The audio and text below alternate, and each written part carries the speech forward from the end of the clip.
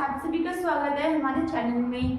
और आज हम करेंगे क्लास 10th का साइंस का चैप्टर नंबर 6 जैव प्रक्रम। आइए मेरे साथ जुड़िए हमारे इस यूट्यूब चैनल में और इस चैप्टर को बहुत ज़्यादा इजी वे से समझते हैं। तो देखिए, तो चैप्टर का नाम क्या है? जैव प्रक्रम। तो जैव प्रक्रम का मतलब क्या होता है कि हमारे आसपास बहुत सारे जीव रहते हैं, जिसमें से हम भी एक जीव है। तो हमारे जीने के लिए जो जो प्रक्रम बहुत ही इम्पोर्टेंट होते हैं, उसी को हम कहते हैं जैव प्रक्रम। वह प्रक्रम जो जीव के अनुरक्षण का कार्य करते हैं, अनुरक्षण का मतलब बचाने का काम करते हैं, तो इसी को हम कहते हैं जैव प्रक्रम।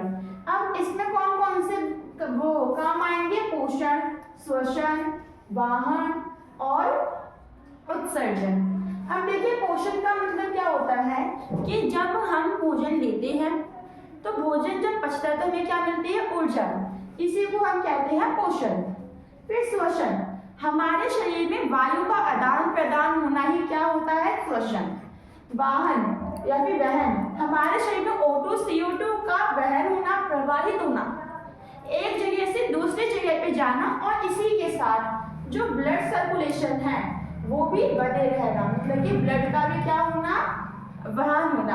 अब हम आते हैं उत्सर्जन। हमारे शरीर में से अनावश्यक पदार्थों का निकलना ही क्या होता है?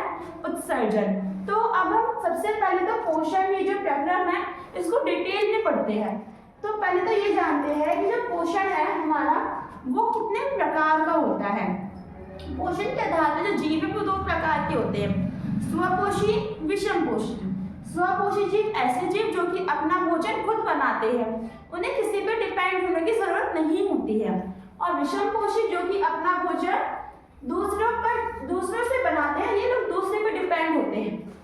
अब स्वपोषी में कौन आएगा? पादप, जो पेड़ पौधे होते हैं, क्योंकि जो पेड़ पौधे होते हैं वो सीधा नेचुरल चीजों से अपना भोजन लेते हैं, वो सीधा सूरज की रोशनी से अपना भोजन लेते हैं, वो हमारे ऊपर या फिर एनिमल्स के ऊपर डिपेंड नहीं होते।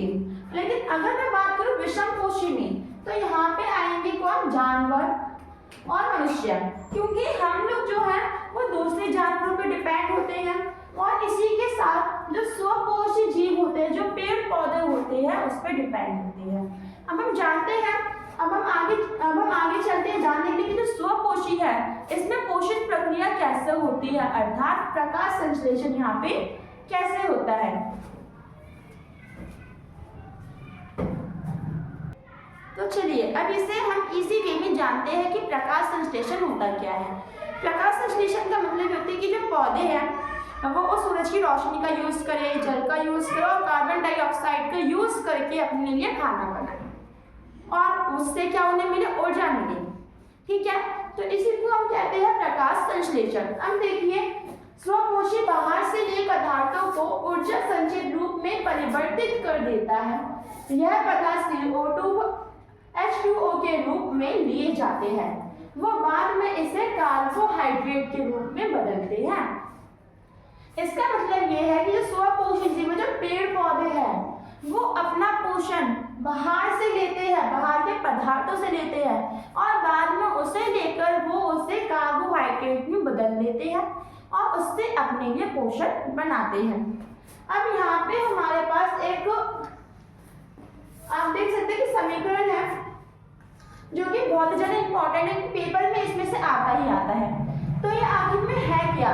इसमें ये बताया गया है कि जो पहले पेड़ पौधे ने क्या क्या लिया और फिर बाद में उसने क्लोरोफिल और प्रकाश का यूज करके क्या बनाया। ठीक है, तो देखो, जो पेड़ पौधे होते हैं वो कार्बन डाइऑक्साइड के 6 अणु लेते हैं और जल के भी 12 अणु लेते हैं। उसके बाद पौधों में एक हरा वर्णक होता है, ग्रीन कलर का, जिसको हम कहते हैं क्लोरोफिल, और प्रकाश की मदद से यहाँ पे क्या बना देते हैं ये लोग? कार्बोहाइड्रेट, जिसका फॉर्मूला पेपर में पूछा जाता है। और इसी के साथ में तो क्या बनाते हैं वो? ऑक्सीजन और वाटर। ठीक है, आई होप कि आपको समझ में आ गई होगी ये जो समीकरण है कि इसमें क्या क्या करा है पौधों ने। सबसे पहले उन्होंने कार्बन डाइऑक्साइड लिया, फिर इन्होंने जल लिया, क्लोरोफिल और प्रकाश की मदद से क्या हुआ? यहाँ पे इन दोनों से कार्बोहाइड्रेट बना। अब हम आते हैं आगे, देखते हैं कि ये जो सामग्री कहाँ कहाँ से लेते हैं, कौन कौन सी सामग्रियाँ लेते हैं। तो देखिए वो पानी लेते हैं, क्लोरोफिल आवश्यक है, कार्बन डाइऑक्साइड और प्रकाश, ये चारों ही चीजें सामग्री है जिसका यूज पौधे करते हैं अपना भोजन बनाने में। अब हम आते हैं कि जब प्रकाश संश्लेषण प्रक्रिया होती है, जब पौधे अपना भोजन बनाते हैं, तब कौन कौन सी घटनाएं होती हैं, जो कि इम्पोर्टेंट क्वेश्चन है आपका।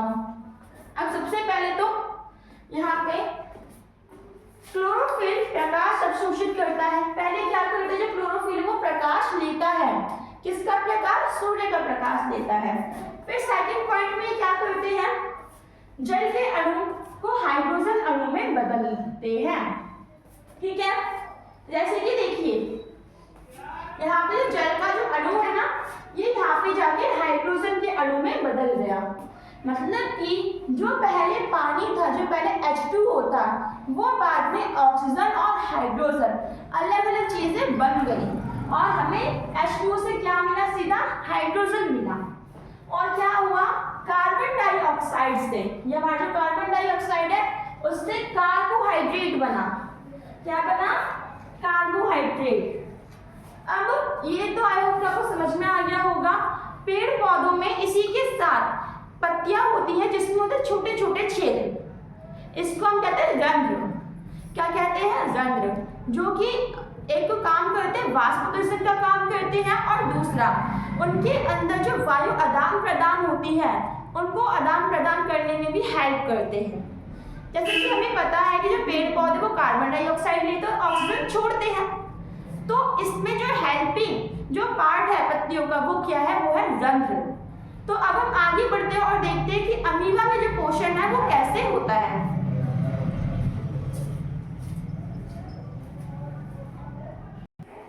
अब देखिए अमीबा में जो पोषण है वो कैसे होता है ये जानते हैं। तो ये जो जीव है ये अमीबा है, ठीक है।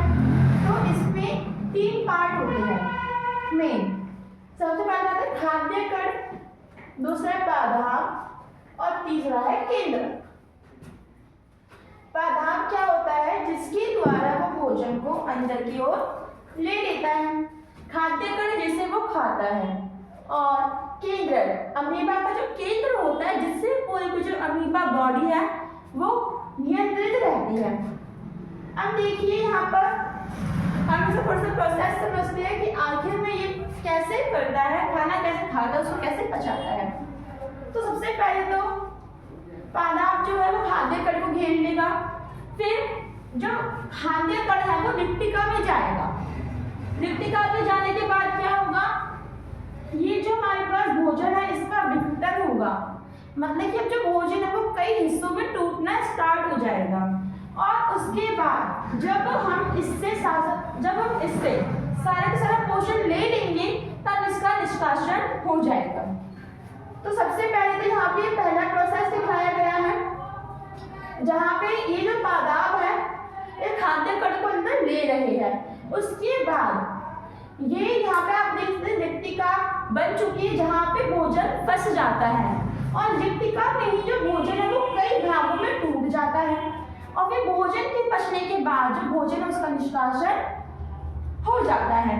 तो इस तरीके से अमीबा का आप देख सकते हैं कि यहाँ पे पोषण कैसा होता है, और अमीबा का जो डायग्राम है वो भी आपके पेपर में आ सकता है। तो ये वेरी इंपॉर्टेंट टॉपिक आ जाता है।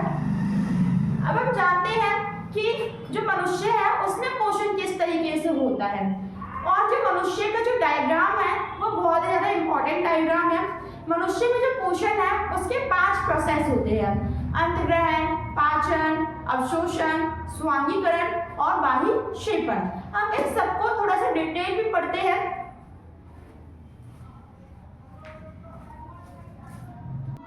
अब मनुष्य में होने वाले इस प्रोसेस को जानने से पहले हमें ये जानना पड़ेगा कि जो भोजन है वो कहाँ कहाँ पर जाता है। तो देखिए सबसे पहले जो भोजन होगा ये मुंह से मुख गुहा में जाएगा, फिर ग्रसिका में जाएगा, फिर अमाशय में, अमाशय से यहाँ पे यकृत, फिर पित्तरस, और उसके बाद आएगा अग्नाशय में। फिर इन सारी जगहों के बाद ये आएगा कहाँ पे, शुदांत्र में, शुदांत्र से जाएगा बृहदांत्र में। शुदांत्र को हम कहते हैं छोटी आंत, बृहदांत्र को हम कहते हैं बड़ी आंत। और उसके बाद गुदा के पास है, गुदा द्वार से जो भोजन है वो बाहर निकल जाएगा। तो यहाँ पे ये जो प्रोसेस है अंतग्रहण, पाचन, अवशोषण, हम इन सबको जानते हैं और ये भी देखते हैं कि किस तरीके से ये जो यहाँ पे अंग है वो कैसे कैसे भोजन को पचाने में काम आते हैं, इनमें से कौन कौन से एंजाइम निकलते हैं। अब हमने ये तो जान लिया कि हमारे शरीर में जो भोजन है वो कहाँ कहाँ जाता है। अब हमें क्या जानना है कि इन अंगों में भोजन का पाचन किस तरीके से होता है। तो चलिए इसको जानते हैं। सबसे पहले तो जब भोजन है तो मुंह में जाता है, इसे हम कहते हैं अंतग्रहण होना। फिर दांतों के पास, तो दांतों का क्या काम होता है, भोजन को चबाना। फिर जो जीभ है इसके दो काम होते हैं, एक तो टेस्ट पता चलना, वो खट्टा है, कड़वा है, नमकीन, और दूसरा हमारे भोजन को गीला करना, यानी उसे लार के साथ मिक्स करना।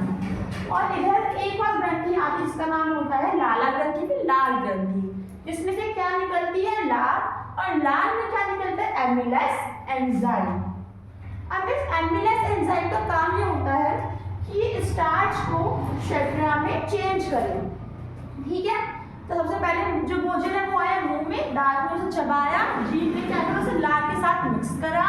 फिर लाल ग्रंथि में आती है लार, और लार में क्या आता है, कौन सा एंजाइम है, एमिलेस एंजाइम। और एमिलेस एंजाइम ने क्या करा, इस स्टार्च को शर्करा में चेंज करा। अब इसके बाद आती है भोजन ग्रसिका। भोजन ग्रसिका का यहाँ पे काम क्या है कि जो भोजन है अब उसे मुंह से अमाशय में ले जाना। अब भोजन कहाँ पे आ गया, अमाशय में। अब ये जो अमाशय है ये जे आकार की एक आकृति होती है। ठीक है, ज्यादातर ये ऐसी दिखती है। तो इस अमाशय में पाई जाती है जठर ग्रंथि। कौन सी ग्रंथि, जठर ग्रंथि। और इसमें 3 ग्रंथियां पाई जाती है। पहला है पेप्सिन, दूसरा HCl, तीसरा है श्लेष्मा। पहला पेप्सिन, दूसरा HCl और तीसरा श्लेष्मा। अब जो पेप्सिन है, जो पेप्सिन यहाँ पे एंजाइम वो क्या करेगा, प्रोटीन का पाचन करेगा। ठीक है, तो सबसे पहले यहाँ पे पाचन किसका हुआ, प्रोटीन का, वो भी किसने करा, पेप्सिन ने। अब सेकंड क्या पाया जाता है, हाइड्रोक्लोरिक अम्ल। ये एक एसिड है। अब जब हम खाना खाते तो खाने के साथ बहुत कीटाणु भी आ जाते हैं, तो कीटाणु को साफ कौन करता है, HCl एसिड। और सेकंड ये प्रोटीन के पाचन में पेप्सिन की हेल्प करता है। इसी के साथ हमारे पेट में परत पाई जाती है जिसे कहते हैं श्लेष्मा। HCl जो एसिड है ये पहली बात तो लिक्विड एसिड होता है जो कि हमारे लिए बहुत ज्यादा खतरनाक है।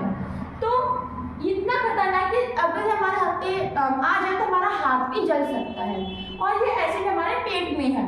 तो इस एसिड से हमारी रक्षा करने के लिए हमारे पेट में परत होती है, मोटी होती है, जिसको हम कहते हैं श्लेष्मा। ठीक है, तो आई होप कि आपको इतना समझ में आ गया होगा कि पहले यहाँ पे भोजन ग्रसिका के द्वारा जो भोजन है वो अमाशय में आया, अमाशय में जठर ग्रंथि पाई गई और वहां पे 3 एंजाइम पाए गए। अब हम आगे चलते और देखते कि शुद्धांत्र में क्या क्या पाचन होता है।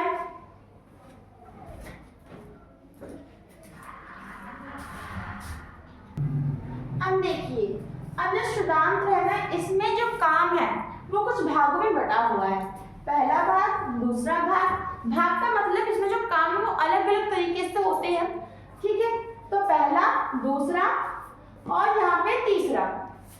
तो सबसे पहले तो शुद्धांत्र में आंतररस पाई जाती है।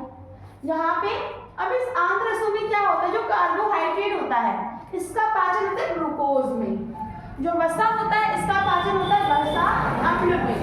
और जो प्रोटीन है इसका पाचन होता है किसमें, अमीनो अम्ल में। ठीक है, तो शुद्धांत में सबसे पहले आंतररस पाई जाती है जिसमें इन तीनों का क्या होता है, पाचन होता है। मतलब कि जो कार्बोहाइड्रेट है वो ग्लूकोज में बदल जाएगा, जो वसा है वो वसा अम्ल में, और जो प्रोटीन वो अमीनो अम्ल में बदल जाएगा। इसके बाद यहाँ पे सेकंड नंबर पे आता है यकृत। अब यकृत का सबसे पहला जो काम है वो ये होता है कि पित्तरस को पित्तलवण में चेंज करना, पित्तरस को पित्तलवण में चेंज करना। और इसी में सेकंड काम क्या होता है कि यकृत में ही, यकृत के पास अग्नाशय पाया जाता है। तो यहाँ पे जो अग्नाशय उसमें 3 एंजाइम पाए जाते हैं। कितने एंजाइम, 3 एंजाइम, ट्रिप्सिन, लाइपेज और एमिलेस। ट्रिप्सिन, लाइपेज और एमिलेस। ट्रिप्सिन का काम क्या है? जो प्रोटीन है उसे पेप्टोनस में चेंज करना। लाइपेज का वसा को वसा अम्ल में चेंज करना। और एमिलेस का क्या काम है? स्टार्च को ग्लूकोज में चेंज करना। ठीक है। इसके बाद दीर्घरोम आता है और दीर्घरोम का हमें बस एक ही काम होता है कि ये अवशोषण की जो सतह है उसको बड़ा करे। जो दीर्घरोम में ये मेनली उंगलियों जैसे संरचना पाई जाती है जो कि जो सतह होती है अवशोषण की उसको बड़ा करने का काम करती है। तो इसको फिर से रिपीट कर लेते हैं। आंत्रस में कार्बोहाइड्रेट ग्लूकोज में चेंज होगा, वसा वसा अम्ल में और प्रोटीन अमीनो अम्ल में। उसके बाद जो भोजन में हुआ है यकृत में। यकृत ने हमें सबसे पहले क्या करा? पित्तरस को पित्त लवण में चेंज करा। उसके बाद जो भोजन वो अग्नाशय में आया और अग्नाशय में पाए गए 3 enzyme, trypsin, lipase, amylase. Trypsin जो एंजाइम है इसने प्रोटीन को पेप्टोनस में चेंज करा, लाइपेज ने वसा को वसा अम्ल में और एमिलेस ने स्टार्च को ग्लूकोज में। अब इसके बाद अब हम आते हैं बृहदांत्र पे। और बृहदांत्र पढ़ने के बाद हमारे मनुष्य के अंदर ये जो पोषण की जो प्रक्रिया है वो खत्म हो जाती है। बृहदांत्र का जो काम है पहला वो है जल अवशोषण करना। सेकंड काम क्या है कि वर्ज्य जो पदार्थ होते हैं, जो हमारे शरीर में अनावश्यक पदार्थ होते हैं उसको हमारे शरीर से बाहर निकालना। क्योंकि हमने जितना भी खाना खाया उसमें से हमने सारी जो ऊर्जा है, जो भी प्रोटीन है, जो भी कार्बोहाइड्रेट, ग्लूकोज है वो हमने ले लिया। ठीक है। सो आई होप कि आपको ये जो समझ में आ गया होगा कि किस तरीके से पोषण होता है पादपों में प्रकाश संश्लेषण के द्वारा, अमीबा में और मनुष्य में।